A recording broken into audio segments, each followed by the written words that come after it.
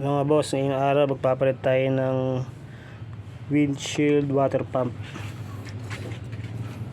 Bibili nga pala ako sa Shopee nitong water pump na to. Mura lang to, pang Ford EcoSport. Babaklasin natin itong dalawang tornilyo to at yung isa na yon, tapos uhugutin natin to, then tatanggalin na natin yung isang buong reservoir ng water pump.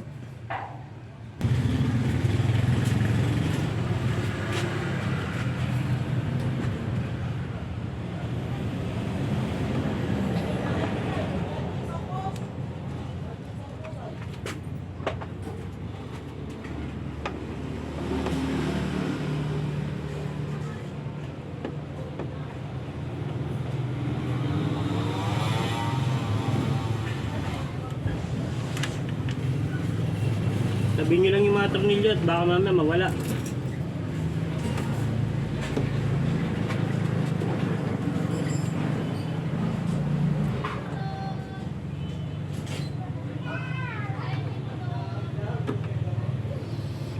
Dalawang tornilyo lang yun. Pagka patanggal nyo na, hugutin nyo lang to.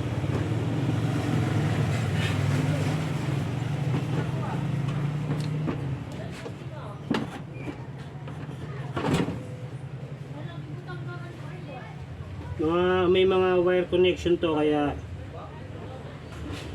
tabi lang natin.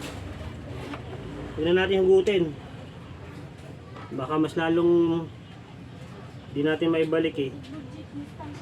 Liliasa tayo.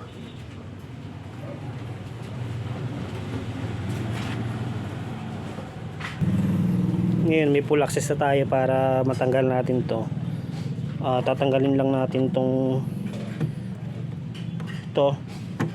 hose connection na to. Tatanggalin natin, meron itong dugtungan para mawala yung laman na tubig sa loob. May laman pa kasi.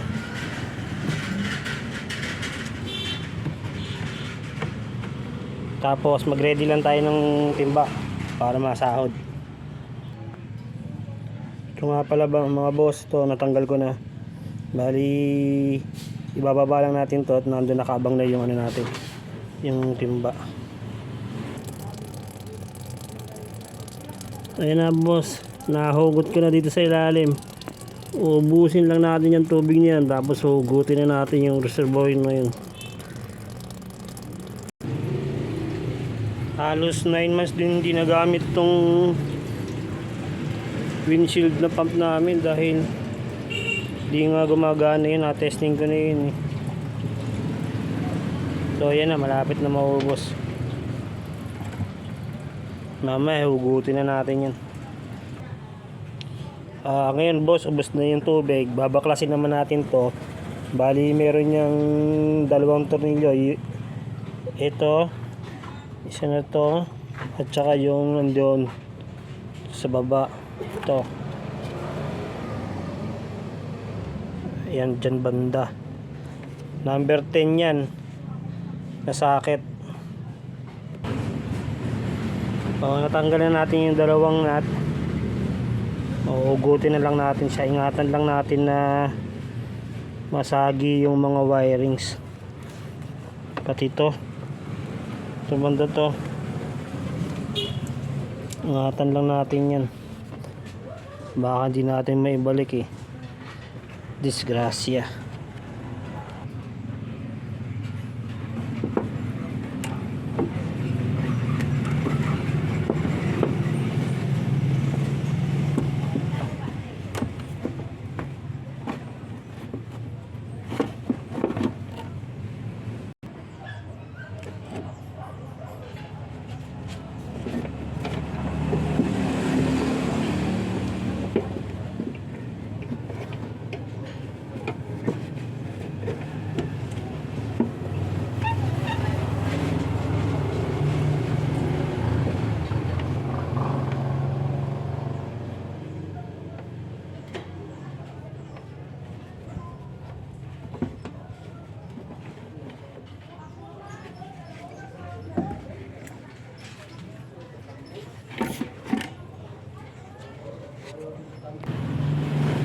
Pagtanggal nga pala nito boss, Bali hilain nyo lang to kasi nakaklip lang naman to dito sa may plastic eh.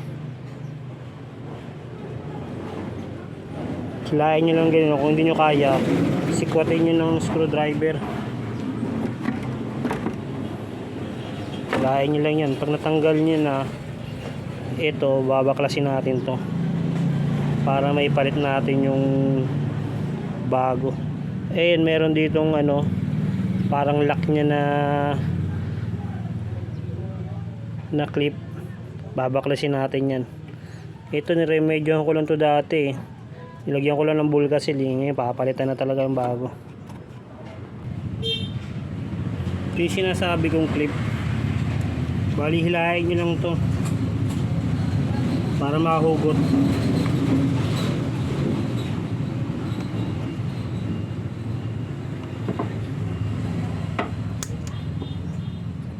Yan, tago nyo lang baka mawala.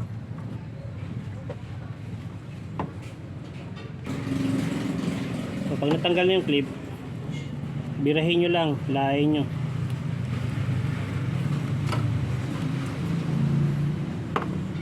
Ito na yung papalitan natin yun, yung luma. Kita nyo naman pagkakaiba. Ito mabigat, ito kasi replacement lang, pero pares na pares naman yung connection. Sa Shopee ko lang nabili to, wala pang 200 pesos to eh.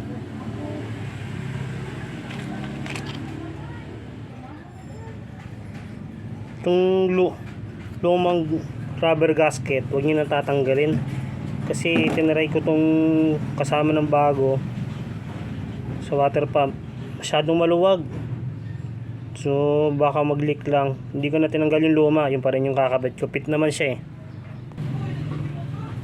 So ngayon babalik na natin, kukonik lang natin ulit to dito sa connection sa rubber, tapos babalik na natin sa dating pwesto.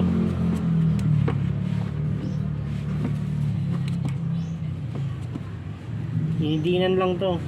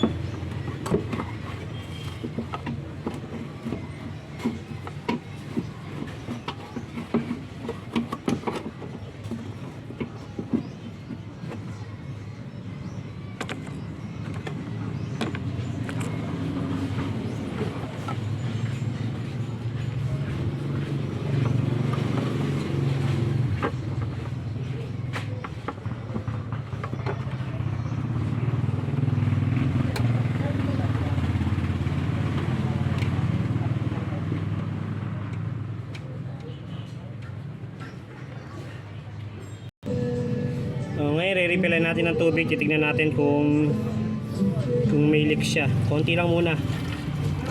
Ano lang to, Joy dishwashing. Pwede na yan kaysa bibili ka dun sa nabibili sa mga motor shop, mahal. Ngayon subukan natin kung gagana na yung ginawa nating pump.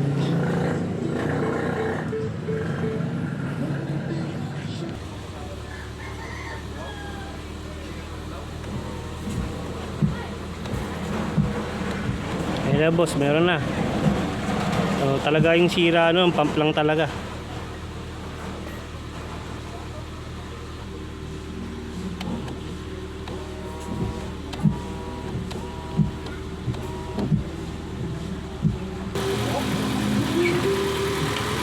Ngayon boss, pupunuin na natin ng tubig. Tapos ibabalik na natin yung ilaw. So lahat ng mga tinanggal, balik lang, then tapos na. Thank you.